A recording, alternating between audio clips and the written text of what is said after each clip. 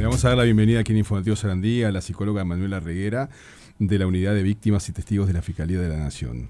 Bienvenida. Muchas gracias por la invitación. Bueno, y recientemente estuvo compareciendo en el Parlamento por todo el tema presupuestal. ¿Qué balance se puede hacer en lo que respecta a lo que vendrá para la Unidad de Víctimas, que cumple un rol fundamental?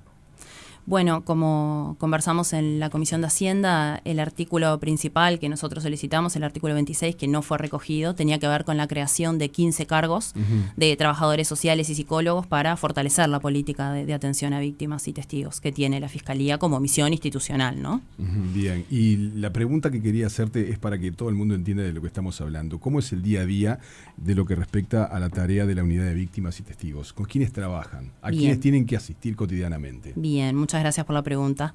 Bueno, como la mayoría de las personas saben, pero si no lo comentamos para que todos estemos entendiendo de qué estamos hablando cuando hablamos de víctimas del delito, desde la instalación del nuevo Código de Proceso Penal en el año 2017, las víctimas adquieren un lugar relevante en la investigación penal y eso quiere decir que se les otorgan un repertorio de derechos, entre ellos, bueno, ser oídas en el marco de la investigación, tener acceso a información y también al acompañamiento psicosocial. La Fiscalía tiene como cometido institucional atender y proteger a las víctimas y para eso se crea la Unidad de Víctimas. Como es un acompañamiento psicosocial, en la Unidad de Víctimas trabajan aproximadamente entre 40 y 50 trabajadores sociales y psicólogos. Nosotros tenemos cobertura y competencia nacional. Eso quiere decir que atendemos en todas las sedes fiscales del país. Justamente el pedido hace alusión a que no tenemos técnicos y técnicas en todas las sedes, entonces la idea es poder reforzar con este pedido. Y para que todos entendamos de cómo es el trabajo de la Unidad de Víctimas, bueno, una vez realizada la denuncia por parte de la persona que se ve afectada por un delito y una vez que el equipo fiscal nos deriva a nosotros la situación para poder intervenir, la Unidad de Víctimas y Testigos tiene una metodología de trabajo que tiene que ver principalmente con 3 etapas en el marco de este acompañamiento. Por un lado, bueno, tomar contacto con la persona mediante entrevistas, desplegar lo que nosotros llamamos los primeros auxilios psicológicos, que es una intervención no invasiva que tiene que ver con poder devolverle a la persona un poco el control de la situación, reducir el estrés primario que produce no solamente hacer la denuncia, sino también tomar contacto con el sistema de justicia, que ya sabemos que tiene varias complejidades, ¿no? Entonces, bueno, ese es como un primer contacto, siempre es mediante entrevistas, nosotros hacemos atención presencial con las personas y bueno, luego hacemos una valoración del riesgo también y de los factores de protección que esa persona pueda tener, redes, para después pasar a un tercer momento que tiene que ver con construir un plan de acompañamiento, que es una metodología bien propia de las ciencias sociales, que tiene que ver este plan de acompañamiento con 2 cuestiones o 2 focos principales.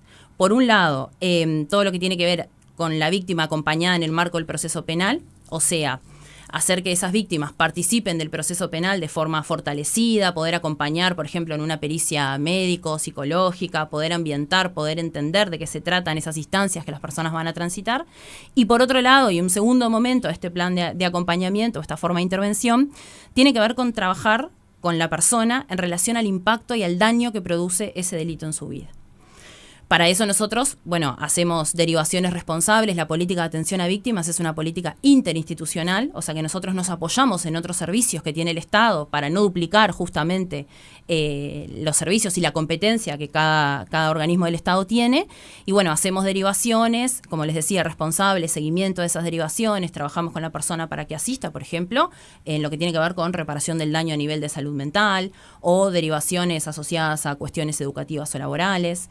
Entonces, por un lado, acompañamos todo el trayecto del proceso penal, pero también nos encargamos y nos ocupamos de mitigar el impacto que ese delito tiene en la vida de la persona, ¿no? Son 15 nuevos cargos que están solicitando para atender o qué caudal, porque en su momento siempre falta, ¿no? Pero para poner en números y también qué priorizan, porque obviamente no hay una cobertura total. No, justamente una de los argumentos que brindé en la comisión tenía que ver con que hay una demanda insatisfecha. ¿Qué quiere decir eso? Que nosotros, para poder dar atención a las personas, lo que hacemos es una priorización psicosocial en relación a las vulnerabilidades que las personas traen, ¿no? No voy a decir ninguna novedad, en nuestro país las víctimas tienen cara de niño, niña, adolescente, mujer, y bueno, esas vulnerabilidades traen aparejadas y se interseccionan con otras también. Entonces, bueno, claramente tenemos como una priorización en relación a estas vulnerabilidades. Y cuando decimos que hay una demanda insatisfecha y por eso necesitamos los cargos, tiene que ver con, por un lado, pedidos concretos de los equipos fiscales. Por suerte, cada vez más, y durante estos años los equipos fiscales nos han solicitado la intervención. en los casos que ellos entienden que son necesarios, y eso ha traído también la posibilidad de tener mayor alcance, pero claramente lo que nosotros entendemos es que, por un lado, los equipos fiscales nos solicitan, tenemos pedidos formales de otros equipos fiscales que no cuentan con un técnico fijo en la sede, que eso también obstaculiza mucho el trabajo, porque en realidad sí tenemos técnicos que atienden semipresencialmente, que van, que se trasladan de forma voluntaria, porque tampoco es, eso me parece importante destacar, pero no llegamos a completar o a llegar, evidentemente, a todas las víctimas. Una pregunta con eso. Todos los delitos violentos, homicidios, rapiñas, violaciones, ¿no? Dejan atrás un tendal de víctimas que no son solamente la que sufrió el delito, ¿verdad? En esos casos, ¿ustedes tienen que esperar que reclamen atención o tienen una actividad proactiva de ir a buscarlos? Nosotros trabajamos en base a las derivaciones que los equipos fiscales nos hacen. Cuando los equipos fiscales entienden que es necesaria el acompañamiento, lo solicitan directamente a la unidad. Perdón, ¿es el fiscal el que decide? El fiscal hace una valoración primaria de derivarnos. Nosotros en realidad trabajamos asociadas a la estrategia que el equipo fiscal tiene en el acompañamiento. ¿El equipo fiscal tiene psicólogos para decidir ese tipo de cosas? No. El equipo fiscal nos solicita a nosotros la atención psicosocial. No, el equipo fiscal toma conocimiento, entiende que esa víctima está afectada y necesita de nuestro acompañamiento y ahí nos deriva. Me pregunto si el fiscal es el técnico más adecuado para saber cuándo una víctima está afectada psicológicamente. Bueno, en realidad nosotros, lo que digo es, las víctimas tienen derecho, vamos a aclarar esto, todas las víctimas de todos los delitos tienen derecho a tener la atención. Exacto. ¿no? Partimos de esa base, que en realidad estás seleccionando, pero deberían ser todas atendidas. Exactamente. La unidad de víctimas hace una selección, por decirlo de alguna forma, no es una selección, es una priorización psicosocial en base a la vulnerabilidad. Muchas veces lo que sucede es que los equipos fiscales no nos derivan y nosotros tenemos una actitud proactiva porque ya sea que otros equipos que trabajan en territorio nos derivan la situación y es una forma de tomar un primer contacto. A veces las víctimas directamente escriben al servicio de guardia que nosotros tenemos. Nosotros tenemos un teléfono de atención que funciona todos los días del año, de 8 de la mañana a 12 de la noche, y las víctimas se contactan directamente y nosotros damos asistencia, pero siempre tiene que ser mancomunados con la estrategia que el equipo fiscal tiene para investigar. Pero evidentemente damos atención a las víctimas secundarias, que es lo que tú decías también, a los familiares que se ven afectados por la pérdida de una persona. Correcto. Sí. Sí, acá hablamos directamente, ¿no?, de pérdidas, ¿no? Pero ¿qué pasa, por ejemplo, con los actos de intimidación que padece mucha gente? Que ahí por ahí no hay una persona herida de bala, pero la sacaron carpiendo de su casa. Uh-huh. Bueno, nosotros trabajamos mucho en lo que tiene que ver con el impacto que eso puede producir. Trabajamos estrategias de cuidado, de autocuidado. Siempre tiene que ver con qué es lo que el fiscal pretende, del testimonio de esa persona. O bueno, más allá de eso, las personas son víctimas y ven su vida afectada por este delito. Y nosotros trabajamos en el sentido de pensar en la mejor protección o en las mejores estrategias también de contención y protección que esa persona requiera en ese momento, ¿no? Sí, uno piensa, más allá de los cargos que pueden acceder para este próximo presupuesto, ¿no? ¿Cuánta gente queda sin atención? Uh-huh. Si ustedes tienen cuantificado una idea aproximada de cuánta gente no está recibiendo la atención que requiere, justamente por un tema presupuestal o de personal. Nosotros cuando decimos que hay una demanda insatisfecha lo medimos por cuestiones objetivas, que tiene que ver con, como les decía, con la solicitud administrativa formal de fiscales que nos piden que por favor intervengamos o que se coloque un técnico en la sede, y después con cuestiones más del orden de: en el año 2024 ingresaron 14 técnicos a la unidad de víctimas, más de los que teníamos, sumados a los que ya teníamos. Eso hizo que la respuesta aumentara en un 30%. Entonces, es claro que las víctimas están, que nosotros no tenemos la posibilidad de alcanzar todas las sedes del país.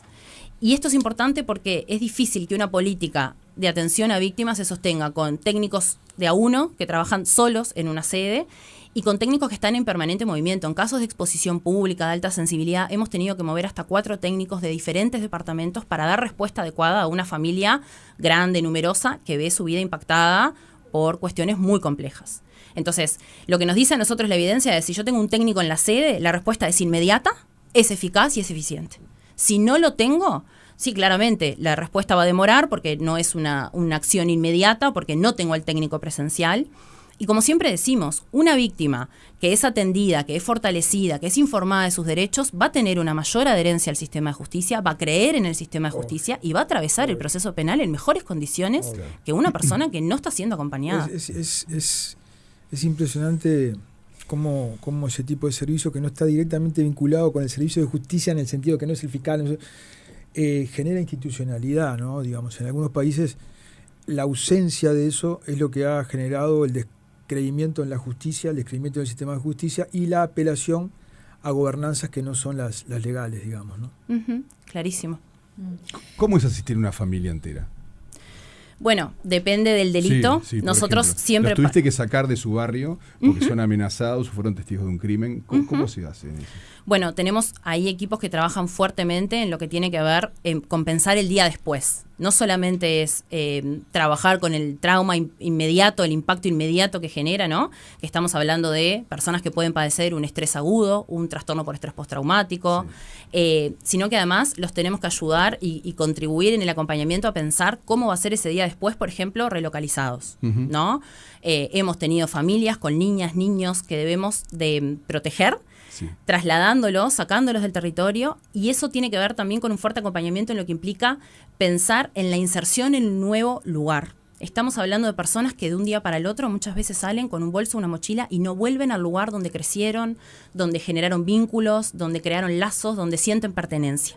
Y eso requiere de un acompañamiento muy cercano, muy cuerpo a cuerpo, como le decimos nosotros, de mayor intensidad, porque la persona no solamente tiene que testimoniar por el delito del que fue víctima o testigo, sino que además tiene que rápidamente repensarse y reinstalarse en otro lugar, creando también estrategias de protección y de autocuidado, porque no puede transitar por determinados lugares diciendo o enumerando por qué está ahí, claro, ¿no? Claro. Tiene que ver con pensar otras estrategias, incluso construir relatos, construir discursos que ayudamos para que la persona logre trascender el hecho delictivo. Nosotros siempre decimos esto: ser víctima o testigo de un delito es un momento, es un mientras tanto, pero no podemos hacer que la persona permanezca anclada al sistema de justicia. Tiene que trascender ese hecho para que el día después poder continuar viviendo más allá del impacto que le produce. ¿Qué quiere decir con eso? No entiendo. Claro. Que no permanezca anclada, ¿qué significa? Que no permanezca, que su identidad no se construya a partir de que en algún momento fue víctima o testigo de un delito, que pueda seguir su vida, sí, testificando, habiendo padecido lo que le tocó padecer y habiendo transitado el sistema de justicia, pero que mañana pueda salirse de ese lugar y ser de nuevo la misma vecina que trabajaba, que cocinaba, que tenía la crianza a cargo de sus hijos, que tenía amigas con las que se frecuentaba, que pueda reconstruir, ¿no?, su forma de vida en otro lugar diferente. Y eso es todo un desafío. Para las personas que toda la vida han estado acostumbradas a vivir en un lugar, a tener determinados vínculos, sacarlas de ese lugar por su protección, además de todo lo que les tocó atravesar, es un desafío muy grande. Nosotros trabajamos muchas veces con equipos de territorio que a veces ya están acompañando a las familias, buscamos alianzas interinstitucionales y estratégicas de territorio para que esa familia pueda llegar mejor en condiciones a repensarse y a reconstruirse desde otro lugar. Lo que requieren básicamente es personal, digamos. Para exactamente, la atención, ¿no? Exactamente. Porque si pensamos en 5 años más, con el número de técnicos que tenemos, con las nuevas formas del crimen que están a la vista, con la cantidad en aumento de víctimas de delitos sexuales, violencia basada en género, se vuelve insostenible una política de atención con este número de 20.000 rapiñas, ya con eso te alcanza. Estafas, muchos delitos que en realidad muchas veces no vemos el impacto que puede producir, ¿no? Porque estamos acostumbrados a que aquellos más del orden violento, de crimen organizado, nos impacten. Bueno, pero cada persona es singular, obviamente, y cada delito afecta diferente a la vida de las personas. ¿Por qué mencionaba lo de las estafas, el efecto de la estafa? Bueno, porque en la comisión del Senado, si ustedes leen la versión taquigráfica, pasó de ser el delito número 7 al ser el delito número 3 en lo que tenemos en las denuncias que se realizan. Y muchas veces pensamos en que las estafas tienen que ver con un orden económico muy grande, pero muchas veces tenemos vecinas, vecinos, que lo vemos todo el tiempo, ¿no? Esto del cuento del tío, y hay personas que pierden ahorros, y bueno, y eso obviamente impacta también en lo que tiene que ver con su vida diaria, con su proyección. Por 7 en menos de 10 años. A medida que las rapiñas cayeron, las estafas subieron. Es impresionante el aumento potencial que tuvo, ¿no? Y claro, ahí atrás de eso hay de todo, ¿no? Gente que se quedó sin nada. Sí. es que a veces pensamos que el delito violento, que sin duda irrumpe y genera un corte sin dudas, brutal en la vida de Total. las personas, es muy importante, pero a veces también este otro tipo de delito, que muchas veces no tiene la notoriedad, Ajá. no podemos dimensionar el impacto que puede producir en la Obvio. vida de la persona. Obvio. Uno piensa en la humillación de la persona. Por ejemplo, el sentimiento de culpa que se produce, sobre todo en las personas mayores. El sentimiento de haber sido engañado. La molestia o el dolor, el malestar de no haber podido darse cuenta o anticiparse a que eso le podía pasar. Con respecto a cómo está pensado y diseñado el presupuesto en la atención y la unidad de víctimas, teniendo en cuenta que se crea con el nuevo código, ¿cómo ven ustedes cómo está atomizado? Porque si bien están pidiendo técnicos, ustedes no tienen presupuesto propio. Está, por ejemplo, dentro del Ministerio del Interior, CAVID, que atiende a víctimas del delito, que eso era anterior a que existiera una unidad de víctimas. ¿Cómo se trata también ese tema de ese rediseño? Veo que se entrecruzan en muchas cosas, por ejemplo, con InMujeres. ¿Cómo también diagramar ese presupuesto que empieza como a crearse cosas nuevas, pero no se repiensa a la hora de reasignar los recursos? Bueno, en relación a el CAVID y al ingreso que sí tenía el CAVID, en el artículo 3 de nuestra propuesta, de nuestro mensaje de la Fiscalía, sí fue tomado. Sí. El CAVID tiene un presupuesto propio asignado que tiene que ver con el 10% de los peculios de las personas privadas de libertad que trabajan. Nosotros a ciencia cierta no sabemos cuánto es ese monto, pero sí solicitamos que esos recursos que hoy tiene CAVID se adecúen a la norma, porque hoy es la Fiscalía la que tiene la competencia a través de la unidad de víctimas. Entonces solicitamos que ese dinero venga a la unidad de víctimas, por decirlo de alguna forma más coloquial, para que nosotros sí podamos pensar en cómo fortalecer la política de atención, porque ese dinero le pertenece a las víctimas. Entonces nosotros tenemos que pensar, a partir de que sepamos cuánto es ese dinero, cómo vamos a proyectar y en qué aspectos vamos a fortalecer esa política. ¿Y cómo se trabaja, por ejemplo, con InMujeres en cuanto a los me decías el gran porcentaje tiene que ver con violencia basada en género hacia niñas, niños y adolescentes también? ¿Cómo trabajan en esos programas? Hay líneas telefónicas en InMujeres, pero ustedes también atienden. ¿Cómo es eso? ¿Eso es previo? ¿Ustedes ya es con el delito consumado? ¿Se entrecruzan? Sí, para que la unidad de víctimas intervenga tiene que haber una denuncia del orden penal. Muchas veces lo que sucede con las situaciones de violencia basada en género o violencia doméstica tiene que ver con que quedan en órbita de familia, de los juzgados de familia, en relación a las medidas de protección. No todas pasan al sistema penal.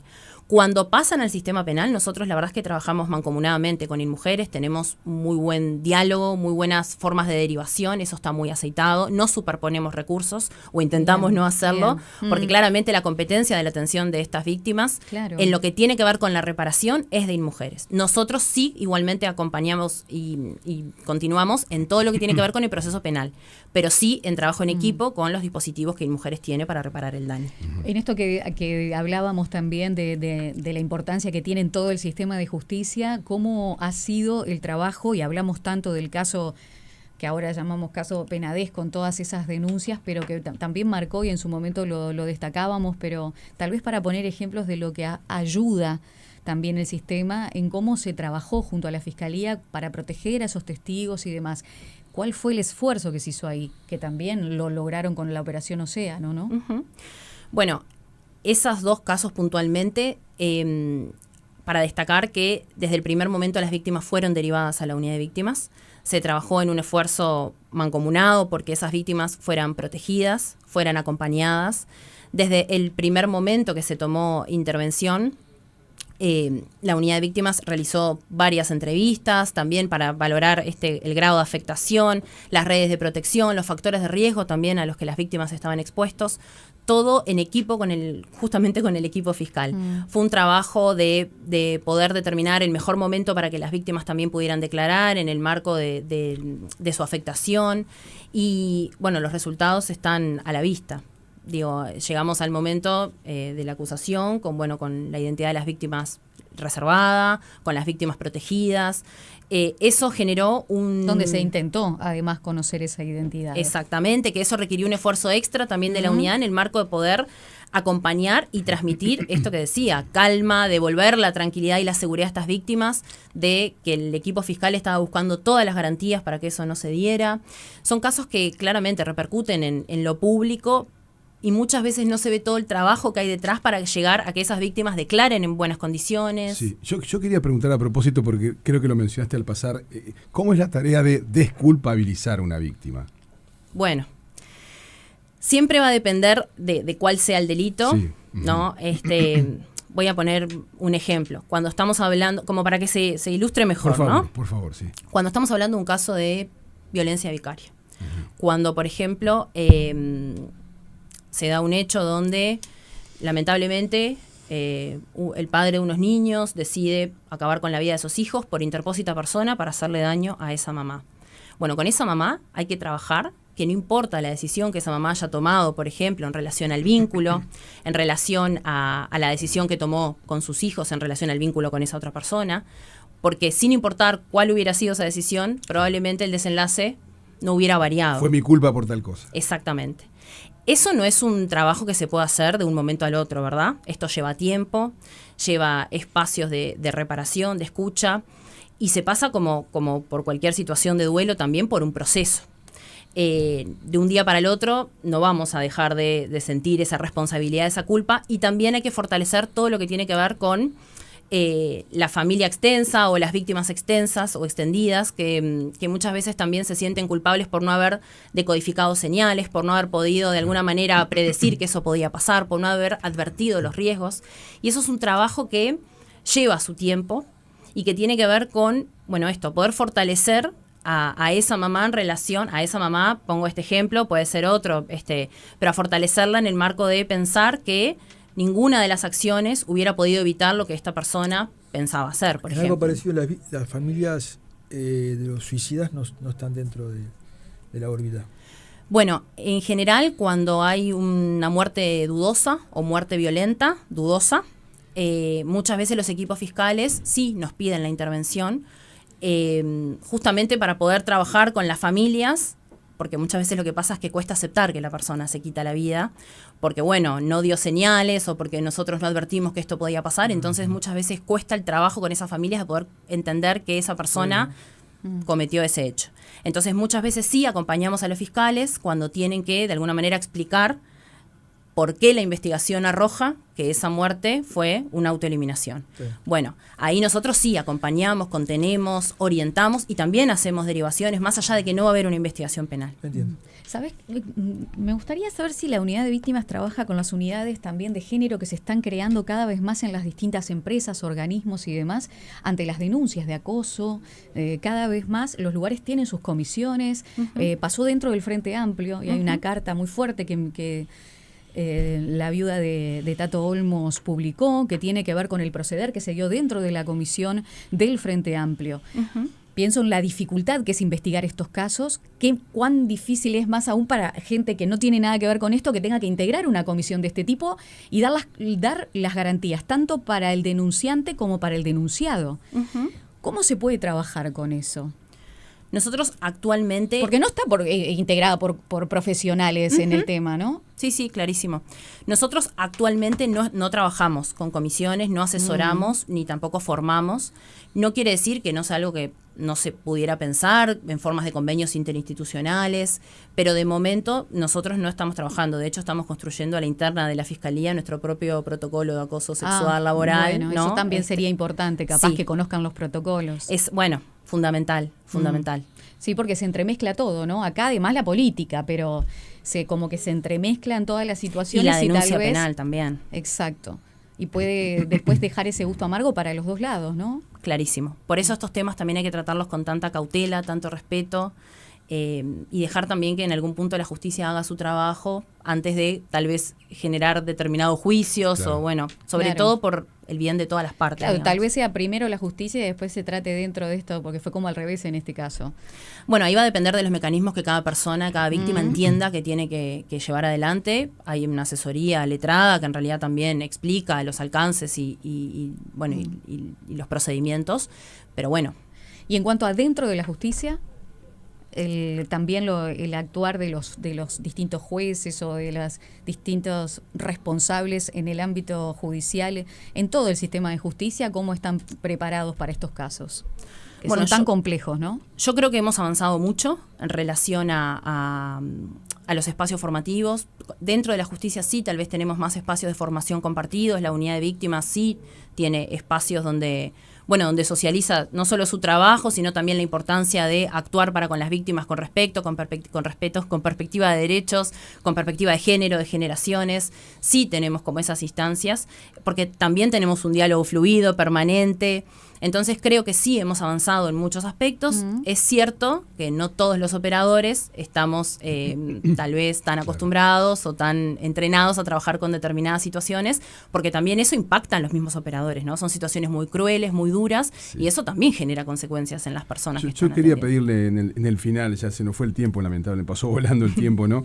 Pero hay un incremento, yo sé que depende de los casos, ¿hay un incremento en la intimidación, en la hazaña, en la brutalidad?